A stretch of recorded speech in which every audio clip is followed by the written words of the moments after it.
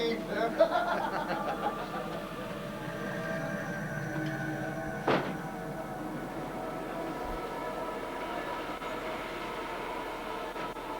It would be a wonderful gesture if every light in England went out, or Britain went out, to indicate to the world that the British public have had enough of this draconian act of the Conservative government. Roy Link, who's president of the UDM, the breakaway union from the big strike in 1984. They were the people who did everything that the government asked of them.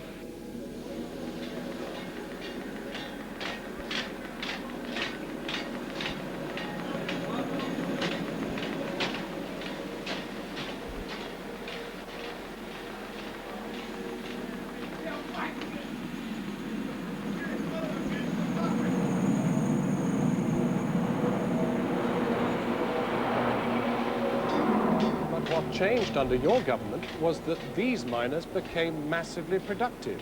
There are pits that you are closing where they have broken every known production record. And if only that had happened, as opposed to the language of Scargill and his predecessors, it might have been that different judgments would have taken place.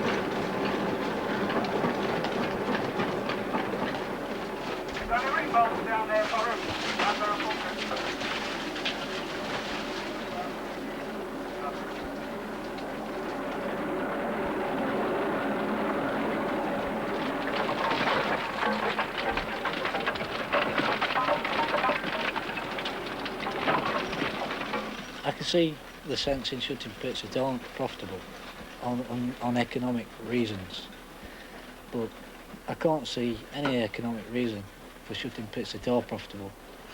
It just don't make sense, and especially when you can sell the product that you're mining. You know, it's crazy, isn't it? Yeah, it just makes you think that the government just haven't looked into what they've done. Not only when they talk of destroying communities, they're destroying communities, they're destroying families.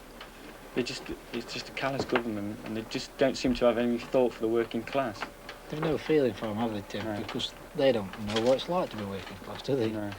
You know. If you can work and you're able-bodied, the government should keep us working and make a policy to keep us in work. What's the sense in chucking 30,000 people on the dole, paying them dole money to do nothing, when we can come here and mine coal, and at least sell what we mine? It's crazy.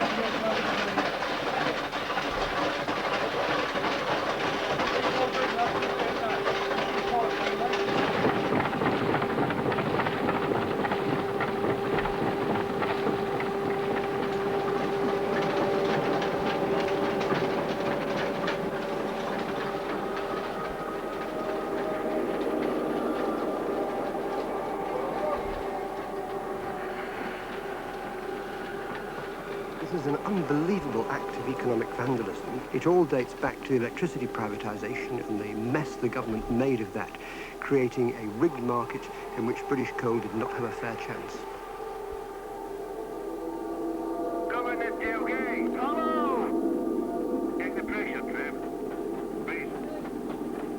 But the man who organised the privatisation of the electricity industry, the former Energy Secretary Lord Parkinson, he said the miners brought it on themselves. Don't forget, in this great surge of sympathy, and nobody wants to see people out of work, but the Mine Workers Union did bring down a government, did actually abuse their economic power on innumerable occasions in the past. Don't forget that. Lord Parkinson. Get the fucking going! Damn it, you!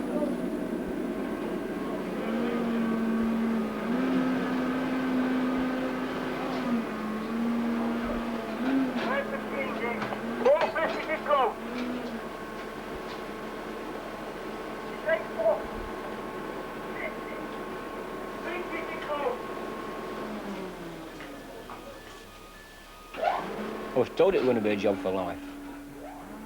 Told. In the 70s, it's a job for life. In the 80s, it's a job for life. 84, follow us, you'll have a job for life. In 92, they've done away with us. So, no future whatsoever. 84, 85 during the strike. Yeah, yeah. Well, we worked through it. Were it worth it? I don't think it were now. I don't think it was worth it whatsoever. Phil, no. Probably if it had been a national ballot, none of this would have happened. That's another matter. Well, I mean, I moved to this pit and they told me that I'll be secure at this pit. To me, looking at it now, I would probably have been better then if I'd have known what was going to happen, getting out while I was younger. I'm still only 29, but I'm in a better position than a lot of people. But you've got to feel sorry for them men that's 50, 51, 49. Under the present economic climate, they've got no chance of getting a job, and I've got very little chance of getting another job.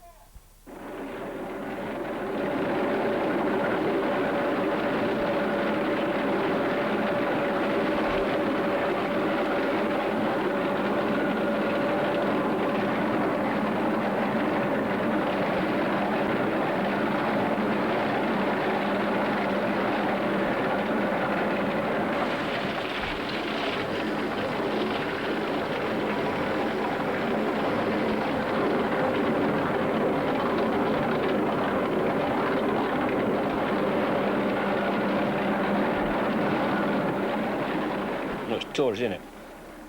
Tell you one thing and do another to you.